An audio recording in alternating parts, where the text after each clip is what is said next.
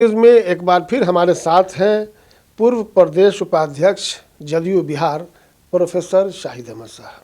शाहिद अहमद साहब से हमने 7 नवंबर को एक इंटरव्यू किया था, जिसमें उन्होंने कहा था कि बिहार में जो 4 सीट के लिए उपचुनाव हो रहा है वो चारों सीट एनडीए जीतेगा।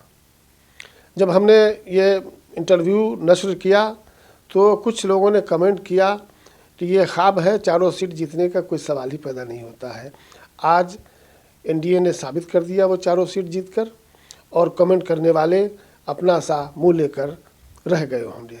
प्रोफेसर साहब, आपका तेवर न्यूज़ में एक बार फिर स्वागत है। आपके चैनल का बहुत बहुत शुक्रिया कि आपने हमारे ऐसे पार्टी के एक मामूली कार्यकर्ता का बात रखी पिछले दिनों, आज वो सही नहीं नज़र आई। आज इस चैनल का जो एक आस्था होता है, विश्वास होता है कि चैनल सही बात को पेश करती है, सर्कुलेट करती है, लोगों तक पहुंचाती है। इस 4 उपचुनाव ने उसको साबित कर दिया। अच्छा, ये आपके चैनल का बहुत बहुत शुक्रिया। अच्छा शाहिद साहब, ये बताइए कि 7 नवंबर को हमने इंटरव्यू किया था आपसे, तो आपने कहा था कि चारों सीट एनडीए जीतेगा, तो ये अनुमान आपने कैसे लगाया? देखिए, अनुमान मैंने नहीं लगाया। मैंने अनुमान लगाया इसी तरह से, जो हकीकत है कि 19 बरस से नीतीश कुमार मुख्यमंत्री हैं एनडीए की सरकार के, और ये रिकॉर्ड है इंडिया का। और कॉमन बात है, लेमैन भी जानता है, ये उनके कर्मठता का, ये नहीं कि इनके पास 200 सीट है इसलिए है, ये नहीं है।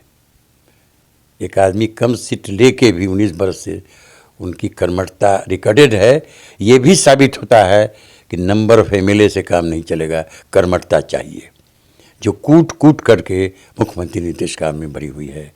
प्रगतिशील, गतिशील, दूरगामी सोच, जितना भी ऑब्जेक्टिव उनके लिए लगा सकते हैं लगाया जा सकता है, तो मत नहीं है।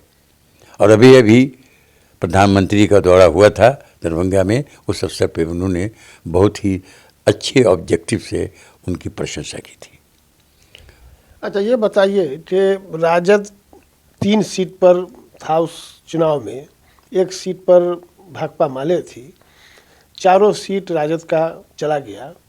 तो आने वाले चुनाव में जो अन्य विधानसभा चुनाव होना है, इस चुनाव को ख़ास तौर से जो इंडिया गठबंधन के लोग हैं या आरजेडी सेमीफाइनल कह रहे थे, तो अब सेमीफाइनल के बाद फाइनल होगा, कैसा रहेगा? देखिए, हम लोग तो फाइनल एमपी चुनाव को ही समझते हैं कि उन्होंने क्या आंकड़ा लाया, क्या परसेंटेज वोट लाया। तो उनके पास वो आंकड़े को उन्होंने नज़रअंदाज किया। उसमें उनकी कमज़ोरी ज़रूरत से ज़्यादा कमज़ोरी जा रही है, उनके आगे आने की कोई झलक नज़र नहीं आती है। तब उनके पास कोई उपाय नहीं था, संयोग से उपचुनाव आ गया। उपचुनाव में 4 सीट थी, 3 सीट उनकी थी, जिसको उन्होंने अपना एक बहुत हल्के शब्द में अगर कहा जाए, जिससे आम मास इस चैनल को सुनती है, बपौती हो गई थी, निराश हो गई थी, जैसे कि हम हो गए। और वही आधार था उनके कि ये इलेक्शन सेमीफाइनल होगा और इस पर हम आगे का मैदान मारेंगे। अब वो पीछे उनका कदम जा चुका। एनडीए ने उनका कदम एमपी चुनाव में ही पीछे कर दिया है, और अब और पीछे ये हो गए। अब ये सेमीफाइनल हो, फाइनल हो, वो सब एनडीए का होगा। कहीं पर से उनकी अब जनता ने समझ लिया, जनता ने समझ लिया कि नाकारे को कब तक हम लोग ढोते रहें, काम कुछ नहीं है, कोई मुद्दा उनके पास नहीं है। भारत के संविधान की परिभाषा विरोधी के लिए कहा गया है, वो मुख्य विरोधी हैं बिहार के, लेकिन उस परिभाषा के भी अनुकूल वो नहीं है। उनके पास कोई रचनात्मक ही नहीं है। जैसे किसी के व्यक्ति की बुराई आप जाहिर कीजिए, तो यहाँ बुराई आप जाहिर कीजिए, काम हुआ है, रोड है, बनी है, टूटेगी। जैसे से हेवी ट्रैफिक है, टेक्निकल आदमी नहीं है वो लोग। जैसे से रोड बनी, जिस एस्टीमेट से बनी, उस हिसाब से इतनी ज़्यादा सवारी है, उस पर इतना टन वजन जा रहा है, तो ब्रेक करती है। जब टूटता है तो संभलता है, गिरता है तो संभलता है। तो आप जब डे बाय डे जो सिविल इंजीनियर्स इसके होते हैं, वो एस्टीमेट को बढ़ाते हैं कि रोड और मजबूत हो। तो ये प्रैक्टिस के ज़माने। अब बरसात आ गया हो तो आपके हाथ में नहीं है, तो बरसात का इफेक्ट होगा। तो ये नहीं कि भाई ठीक करा दीजिए सड़कें, ये पुल करा दीजिए, नहीं, ये पुल ख़राब रहे, ये पुल रास्ता ख़राब रहे, स्कूल की बिल्डिंग का पुचारा कभी नहीं हो, जैसे 15 साल में कभी नहीं हुआ। जितना इनका हम डिफेक्ट कर सकते हैं, हम जीतेंगे इसी आधार पर। उसको जनता ने एकदम नकार दिया, सरे से नकार दिया, MP चुनाव में नकार दिया, और 4 में ये 3 पर थे। इनकी हब तीनों पर 3 नंबर पर चले गई। ये चारों जीतने का ख्वाब देख रहे थे, जिसे फाइनल सेमीफाइनल बता रहे थे, इनका ख्वाब चकनाचूर हो गया। और यही नहीं, मैं एक बहुत मर्द बात बताना चाहता हूँ आपके चैनल से, कि इनको दावा रहता है वोट के लिए, सिर्फ उन्होंने कोई काम अलग का नहीं किया, मुसलमानों के नहीं किया। हमेशा उनके जज्बात से खेला, भावना से खेला। अडवाणी को पकड़ दिया तो क्या हुआ, उससे क्या हुआ? लेकिन हम लोग सीधी, हमारी कौम सीधी दिमाग की है, उनके पास लटपट नहीं है, तो सीधे लोगों का तो जज्बात भी आएगा। लेकिन आज एहसास हमारी कम्युनिटी को MP चुनाव में हो चुका है कि हम वोट बर्बाद कर रहे हैं, और आज उसका नतीजा आपके 4 इलेक्शन में, 4 उपचुनाव में उनको मिल गया। 3 सीट पर वो थे, 1 सीट पर हम लोग थे। आज 4 सीट NDA के हाथ में आ गई। और जिस माई समीकरण का ख्वाब देख रहे थे, तो जो रसायन विभाग के विद्यार्थी हैं, समीकरण को तोड़ा भी जा सकता है। अब किससे कौन तोड़ता है? वो जनता तोड़ती है। उस समीकरण को मुस्लिम जनता ने तोड़ दिया, यादव ने तोड़ दिया MP चुनाव में, मुसलमान ने समीकरण को तोड़ के अब माई समीकरण बोलने का कोई औचित्य ही नहीं नज़र आता है। जो अभी 4 चुनाव के इलेक्शन से देख लीजिए, साफ नज़र आता है 3 नंबर पे ये चले गए, और आज उनकी आवाज़ नहीं है कोई। अच्छा, जैसे कि अभी आपने कहा कि माई समीकरण पूरी तरह से ख़त्म हो चुका है, मैं बताता चलूँ आपको कि बेलागंज में मोहम्मद अमजद, जिन्होंने जनसुराज पार्टी का टिकट लिया था और खड़े हुए थे, उन्होंने 17,285 वोट लिया है। इसका मतलब है कि मुसलमान अब पूरी तरह तो नहीं, लेकिन बहुत हद तक इंडिया की तरफ जा रहे हैं। देखिए, पहली बात ये देखिए कि उनके तरफ से तो हट रहे हैं। माई समीकरण, नए टूडेस दोनों फेल कर चुका है MP चुनाव में। और इस 4 जिसको कहते थे सेमीफाइनल है, या लिटमस केमिस्ट्री, रसायन विभाग के टर्म में लिटमस टेस्ट है, तो उसमें साबित कर दिया कि जो कहा गया था, या हमने भी कहा था, लोग कह रहे हैं कि अब 2 समीकरण ब्रेकिंग पॉइंट पर आ गया। और ये रिजल्ट 17,000 नहीं, एक वोट जाके देना और एक वोट में लेथार्जिक होना, तो दोनों से समीकरण टूट रहा है। वोट लोगों ने जाए कहाँ देंगे, उसको हटाओ। आज जो कहेंगे अच्छा दे देते हैं, तो उनको दे दिया था, समीकरण खत्म हो गया। और तीनों सीट में उनका नज़ारा ये नज़र आ रहा है।